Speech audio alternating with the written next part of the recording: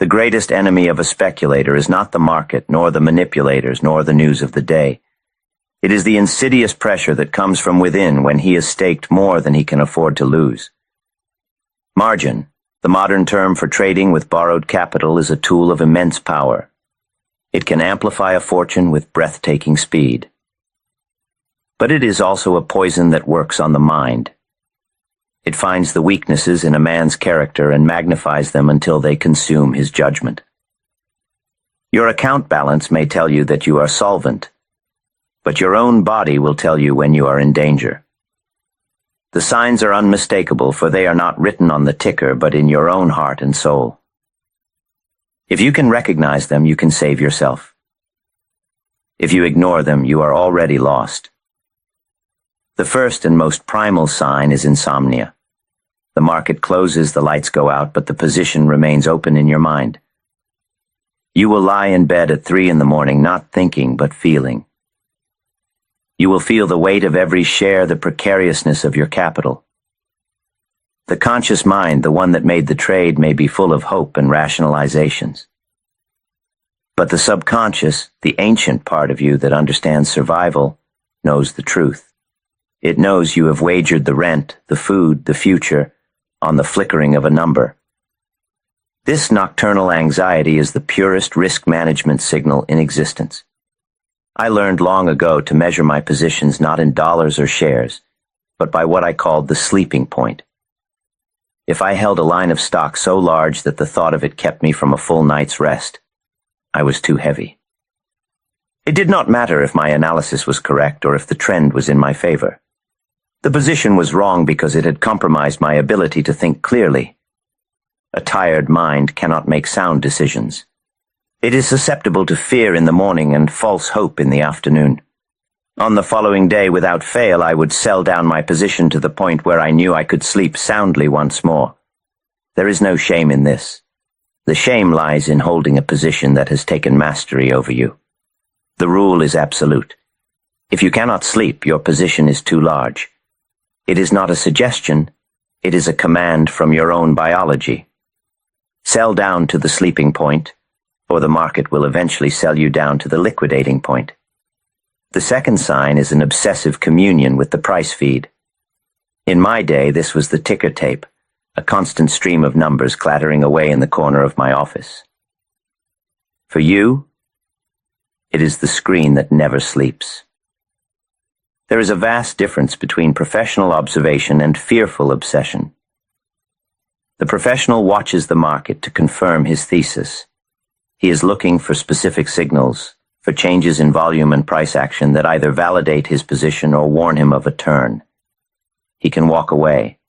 He can go to lunch.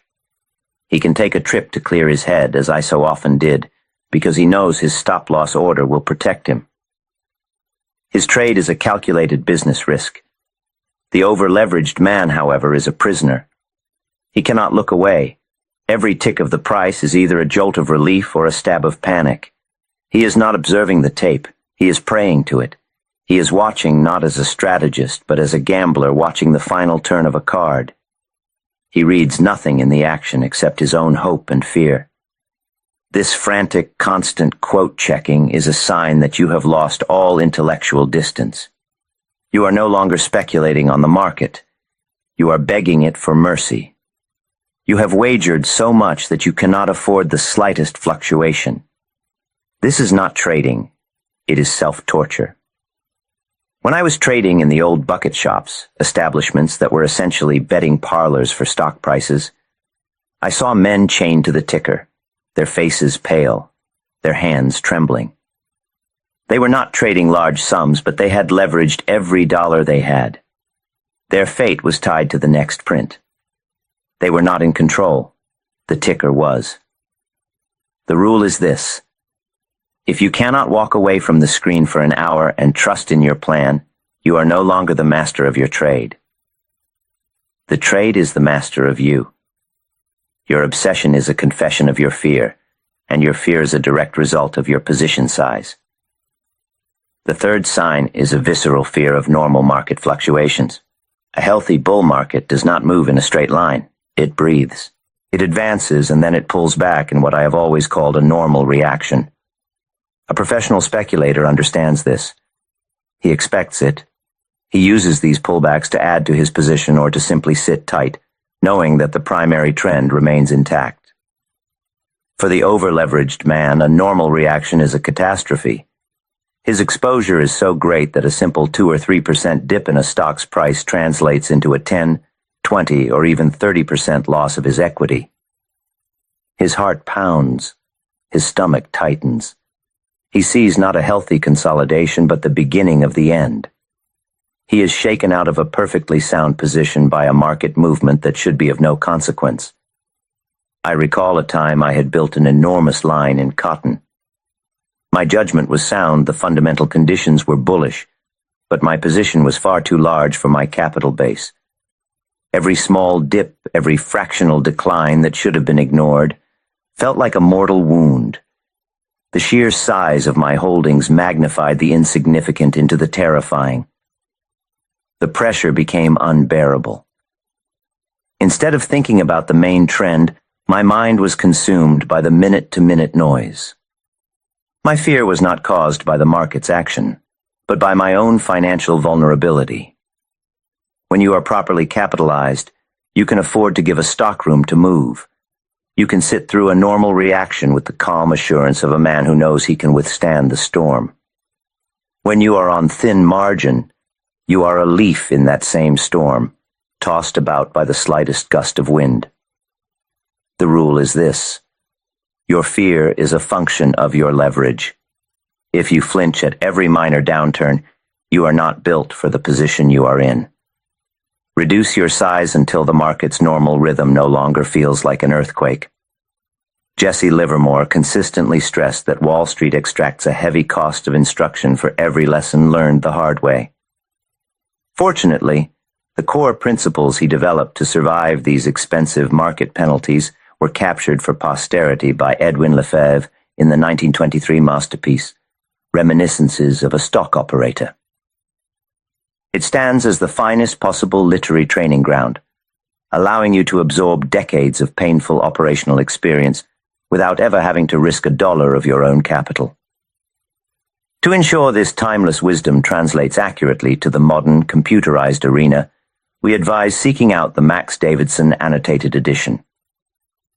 Davidson's careful commentary is indispensable for bridging the gap between Livermore's era and ours. A link to this essential edition is provided in the description below. The fourth sign is the feeling that you need to win on a specific trade. The market is an impersonal force. It is a vast ocean of buying and selling, and it does not know or care that you exist. It does not care about your bills, your debts, or your desire to make a quick profit. It rewards correct speculation and punishes error, nothing more. The moment a trader begins to think, "I must make money on this trade," his doom is sealed. This feeling of necessity arises from only one place: a position size so large that the loss would be unbearable. It transforms speculation from a game of probabilities into a desperate all-or-nothing gamble. I have been broke more than once in my life. I know the feeling of needing to make a stake. But my greatest mistakes invariably came when I tried to force the market to pay my bills on my schedule. I would take a position that was too large, hoping for a quick score to solve my problems. This desperation clouds judgment. You see what you want to see, not what the tape is actually telling you. You hold on to losers long past your stop, hoping for a miraculous turnaround. You take profits on winners far too early, terrified that the small gain you desperately need will vanish. Trading under this kind of pressure is impossible. The market demands a clear, cold, and calculating mind. It cannot be approached with the trembling hands of a supplicant. The rule is immutable. You must trade only when the market itself presents a clear opportunity, not when your personal ledger demands a profit. If the outcome of a single trade has a meaningful impact on your financial well-being, you are not speculating. You are praying at the altar of chance. Your neediness is a product of your leverage. The fifth and final sign is the most dangerous of all. You begin to ignore your own rules. Every successful speculator I have ever known has lived by a strict code of conduct. Cut your losses quickly. Never average down. Let your profits run. Do not fight the tape. These are not merely suggestions. They are the laws of survival. Yet leverage creates a psychological pressure so intense it can make a wise man act like an imbecile. It tempts him to bend the rules just this once. The classic example is averaging down a losing position. A trader takes a position on margin. The stock goes against him. His rule is to cut the loss at, say, 10%. But because his position is so large, a 10% loss is a devastating financial blow. It feels too real, too painful to accept. So he tells himself a story. He says, "The stock is cheaper now. It's an even better buy. I'll add more here and lower my average cost." He has just committed the cardinal sin. He is throwing good money after bad. He is not doing this because his market analysis has changed.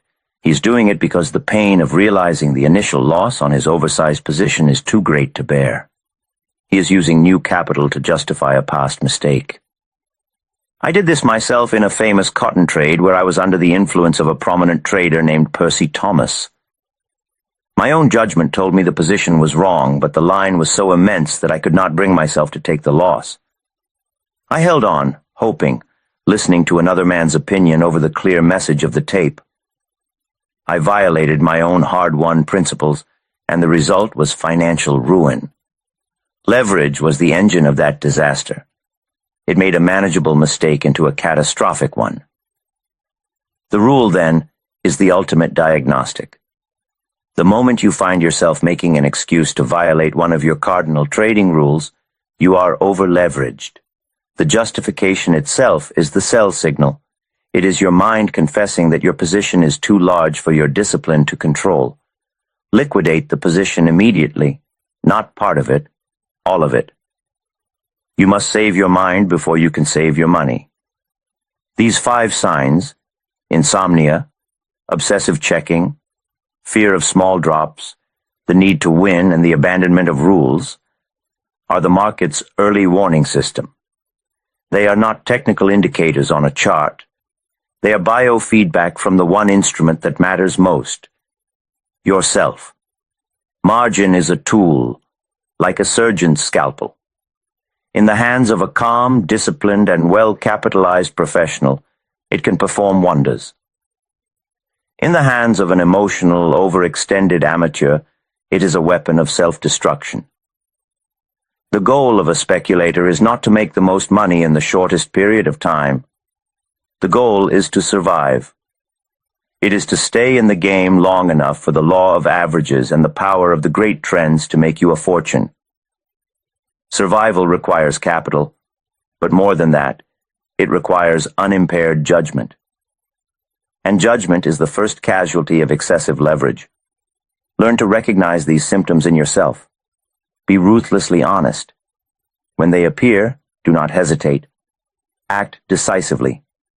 Reduce your line. Protect your capital. But most importantly, protect your mind. For a man with capital and a clear head can always come back to fight another day. A man who has lost both is finished.